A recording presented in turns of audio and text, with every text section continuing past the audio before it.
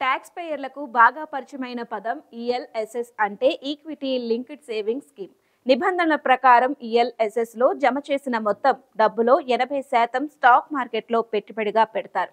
Market ఒడిదుడుకుల ఆధారంగా పెట్టుబడిదారులకు ఆదాయం వస్తూ ఉంటుంది. ఒక విధంగా చూస్తే ఇది మ్యూచువల్ ఫండ్ లాంటిది. ఇటీవల సంవత్సరాలలో ఈ పథకం తన పెట్టుబడిదారులకు 14.56% వరకు వార్షిక రాబడిని ఇచ్చింది. దీని లాక్ ఇన్ వ్యవధి కేవలం 3 సంవత్సరాలు మాత్రమే.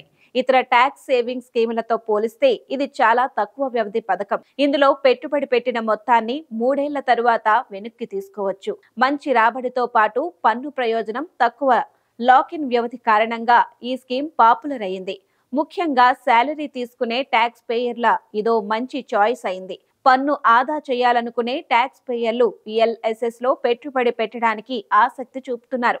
ఆదాయ పన్ను చట్టంలోని సెక్షన్ 8C కింద ఒక ఆర్థిక సంవత్సరంలో ఇందులో జమ చేసిన 1,50,000 వరకు పెట్టుబడులపై పన్ను మినహాయింపు పొందుతారు.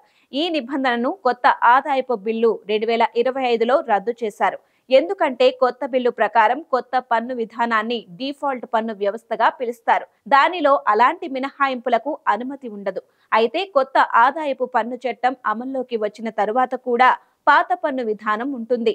పాత పన్ను విధానం ప్రకారం ఈఎల్ఎస్ఎస్ ప్రయోజనాలు కొనసాగుతాయి.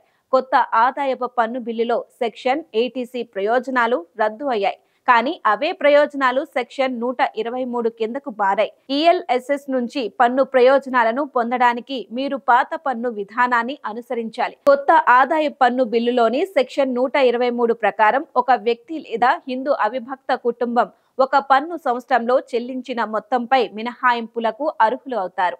1,50,000కు మించకుండా ఈ మినహాయింపును పొందవచ్చు.